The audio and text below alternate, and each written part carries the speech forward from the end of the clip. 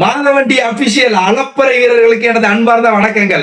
அதாவது இன்னைக்கு நம்ம புழக போறது யாருன்னு பார்த்தா தமிழின்ஸை பார்த்துட்டு தடி எடுத்து நீங்க வந்திருப்பீங்க, எனக்கு நல்லாவே தெரியும். என்ன கதனா, பொதுவா இவங்களை போயிட்டு நல்ல விஷயத்தை கூட்டாவே அங்க போய் விஜய் விஜய்னு ஒப்பாரி வச்சுட்டு இழவிடா மாத்திட்டு எகிரிச்சு ஓடிடுவானுங்க.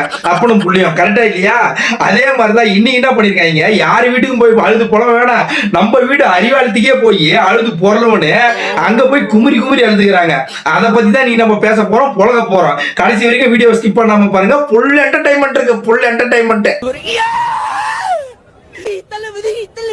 அதாவது நம்ம குளத்தூர் கோபாலோட ஒப்பாரி மட்டும் தனி விதமா இருக்கும். எப்படின்னு சொல்றேன் கேளுங்க.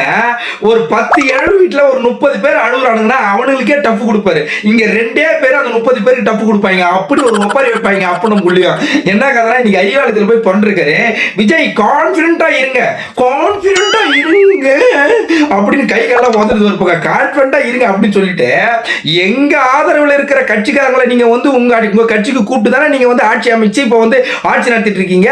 அப்ப நாங்க தீர்ந்து போன சக்தியா, நீங்க தான் காஞ்சி போன சக்தி அப்படின்னு சொன்ன உடனே லொல்லு சபா கூட்டம் அப்படியே பட்டாப்பட்டி வீரர்கள் கட்சட்டி வீரர்கள் பறந்து பறந்து ஜோக்கே இல்லாம சிரிக்கிறானுங்க.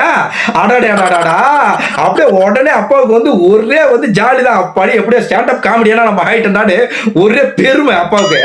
நான் உடனே ஒன்று சொல்றேன், அதாவது நீங்க தீர்ந்து போன சக்தி, அதுக்கு இவர் பதிலடி கொடுக்குறாரு. அவர் காஞ்சி போன சக்தி. யார்? விஜய் அவர்கள் காஞ்சி போன சக்தி. சரி, 2 மணிக்கு 5 குல வண்டி டாக்டர் மாதிரி போயிட்டு நிவேதா தொடைக்கு தொக்க ரீபோஸ்ட் போட்டு ஓடினாரு நம்ம நதியா தம்பி. அப்ப அவர் யாரு? அவர் தானே காஞ்சி போன சக்தி. காஞ்சி போன சக்தின்னு சொல்லலாம்னு நினைக்கிறேன் எனக்கு தெரிஞ்சு. இப்படிலாம் வந்து விதவிதமா ஒப்பாரி வச்சுட்டு இருக்காங்க பாருங்க. சரி, அப்படி உனக்கு கான்பிடன்ட், அதாவது அப்படி உனக்கு கான்பிடன்ட் இருந்திருந்தா கம்யூனிஸ்ட் கட்சி, சிபிஎம், சிபிஐ, ஓகேவா, அதாவது நம்ம விசிகே கட்சி, பிஎம்கே கட்சி ஆதரவு வந்து அதாவது வந்து கூட்டணியில் அமைச்சு அப்போ நம்ம குளத்தூர் தொகுதியில் அடி வாங்கன்னு தான் மிச்சம். அப்ப எங்க போச்சு உங்க கான்பிடன்ட்? ஏன் 234 தகுதியிலையும் தனிச்சு நில்லுங்க. நம்ம கருப்பு சிவப்பு பட்டாப்பட்டி வீரர்கள் தனிச்சு நிக்க வேண்டியதானே? எதுக்கு இத்தனை கூட்டணி வந்து சேர்த்து வச்சுன்னு குமரி குமரி அழுந்தீங்க?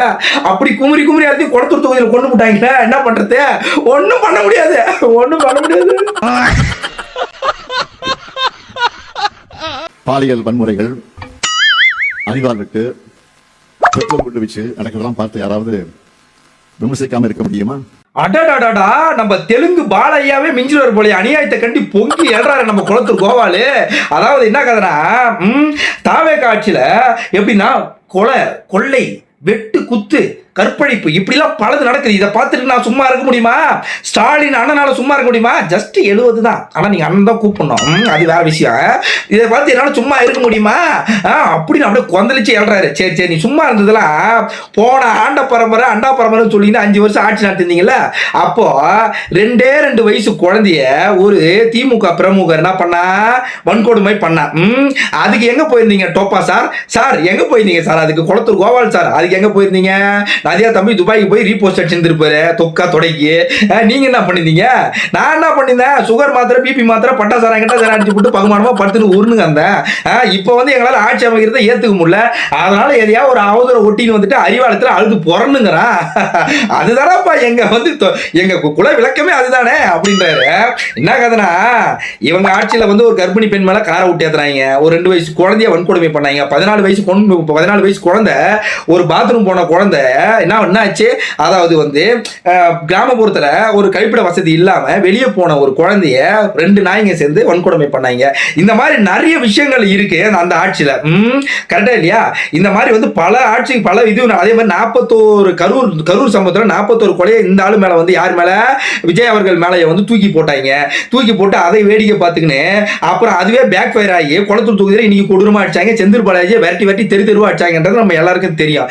இத்தனை நடந்தும் வந்து எதுவுமே தெரியாத மாதிரி அங்க ஸ்டாண்ட் அப் காமெடி பண்ணி லொல்லு சபா காமெடி பண்ணிலாம் வந்து எங்களை சிரிக்க வச்சுட்டு இருக்கிறீங்க. நியாயமா இது? சொல்லு, நியாயமா? தோத்துக்கிட்டே இருக்கீடா. சரி, அதெல்லாம் இருக்கட்டும் குளத்தூர் கோபாலு, நீ அநியாயத்தை கண்டு அனைத்து தளர்ந்தெல்லாம் போதும். அதாவது ஆண்ட பரம்பரை, அண்டா பரம்பரை, குண்டா பரம்பரைன்னு சொல்லி எங்க காதல கட்டப்பறையை விட்டு சுத்தந்ததான் மிச்சம். நீ இன்னும் அந்த 5 வருஷம் ஆட்சியில் அனைத்து தள்ளிக்கிறன்றதை நான் சொல்றேன் கேளு. தேனி மாவட்டத்தில் கொட்டங்குடி அப்படின்ற ஒரு கிராமத்தில் 50 வருஷமா மலைவாழ் கிராமங்கள் பேருந்து வசதி இல்லாம 16 கிலோமீட்டர் நடந்தே போயிருக்காங்க, நடந்தே வந்திருக்காங்க, சைக்கிள்ல போயிருக்காங்க, சைக்கிள்ல வந்திருக்காங்க. எதுக்கு? பேருந்து வசதி இல்லாம எவ்வளவோ போராடி பார்த்திருக்காங்க. போராடி பார்த்துட்டு இதுதான் எங்கள் தலைவிதி அப்படின்ட்டு விட்டுட்டு போகும்போது ஒருத்தர் ஆட்சிக்கு வராரு.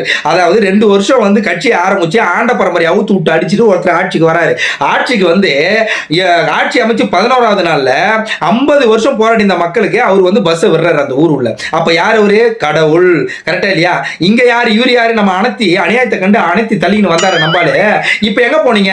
கரெக்டா? இந்த 5 வருஷம் ஆட்சியில 50 வருஷம் செய்ய முடியாத நீங்க அந்த 5 வருஷத்திலேயே செஞ்சுக்கலாம்ல. அப்ப எங்க போனீங்க? நாங்க எங்க போனோம்? பட்டாப்பட்டி டவுசரை போட்டு அவுத்து விட்டு அவரு பரப்ப போனா எங்களுக்கு அவ்வளவுதானப்பா வேலைய அப்படின்னு சொல்றாரு. இதை கேட்டா என்னத்த சொல்றது? என்னென்ன கதை விடுறானுங்க பாருங்க. கொஞ்சம் கூட கூச்சமே இல்லாம அங்க நானா ஒருத்தன் 2 மணிக்கு போயிட்டு ரீபோஸ்ட் அடிச்சு போட்டு நான் நீட் தேர்வை வந்து ரத்து பண்ணியே தேர்வுன்னு நீ கிடக்கிறது. நீட் தேர்வை ரத்து பண்றது ரீபோஸ்ட் தான் அடிக்கிற நீ தவிர நீட் தேர்வை ரத்து பண்ண பாடு கிடையாது. இங்க வந்து குறைநிலைகளை சொல்லி அப்படியே தவிச்சு தத்தளிச்சு தள்ளுறாங்க ஒரு பக்கம். அதாவது கல்யாண வீட்டுக்கு போனா அங்கேயும் ஒப்பாரி வைக்கிறது, இழை வீட்டுக்கு போனா அங்கேயும் ஒப்பாரி வைக்கிறது, கருமாதி வீட்டுக்கு போனா அங்கேயும் ஒப்பாரி வைக்கிறது.